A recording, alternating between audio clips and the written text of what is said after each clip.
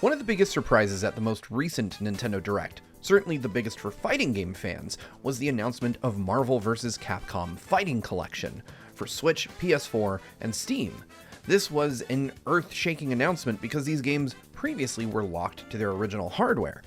Well, if you follow the fighting game scene, EVO has come and gone, and our own Ash Paulson had the chance to play Marvel vs. Capcom there.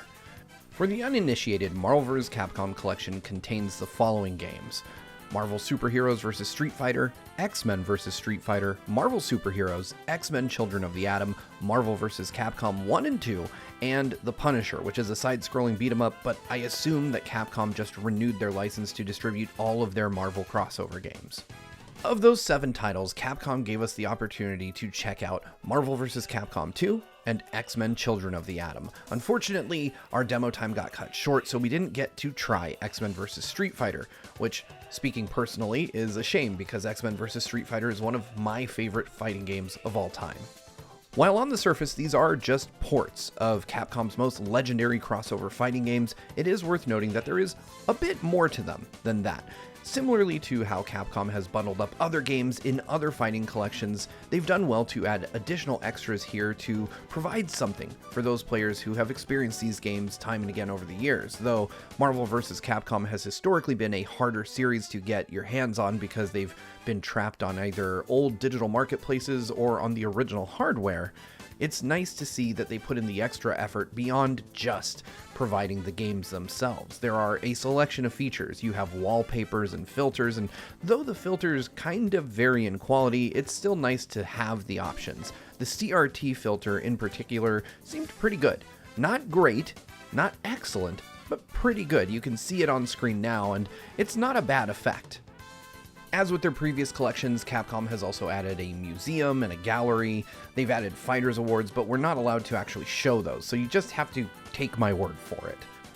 All the usual stuff like customizable controls are available, character move lists, that kind of thing that has become standard for these fighting game collections is present. However, Capcom has also included a one-button special move mode to simplify super inputs, kind of like Street Fighter VI's modern control scheme, something that aims to make these older games more accessible to newer audiences who maybe don't have all of the character command inputs memorized.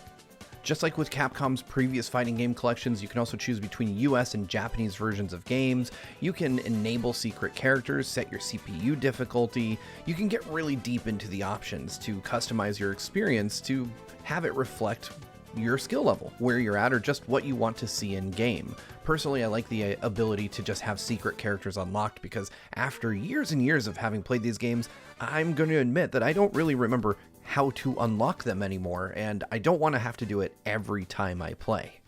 Beyond that, however, what you see is what you get. These are some of the best fighting games ever made, just put together, and that's really the main appeal of Marvel vs. Capcom Fighting Collection, being able to have all of these long-lost crossover fighting games together in one collection that you can now play on modern platforms.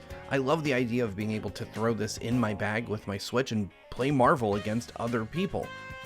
And though we haven't gotten to try it yet, just knowing that rollback netcode is included in this release means that it will be a great way to play it with other people around the world, especially for such a fast-paced fighting game. After talking with Ash about his experience playing Marvel vs. Capcom Fighting Collection, and he is admittedly a more casual fighting game fan, he feels that this is a great setup, that it is going to serve both the hardcore and more casual fighting game communities very well, and I have no reason to doubt that. Looking at this collection, I'm more hyped than I've been in a long time. I missed having these games available. Some of these I only ever owned on the Sega Saturn. X-Men vs. Street Fighter has been lost to me for many, many years, and just like I was happy when Vampire Savior came out in the original fighting game collection, I'm so happy to see some of these lost 32-bit era games coming back. This is certainly a game that I plan on picking up physically when it comes out. Capcom has done more to make these games accessible in the last year than they have done in the last 20, and I'm here for it. I also just really love the fact that they've made the option to turn off those borders available. As somebody who games on an OLED, I really appreciate not having static graphics stuck to my screen at all times while I'm playing. Thank you for that, Capcom. And if you want to play in 16:9, if that's your thing, that's available as well, though I certainly won't be doing that.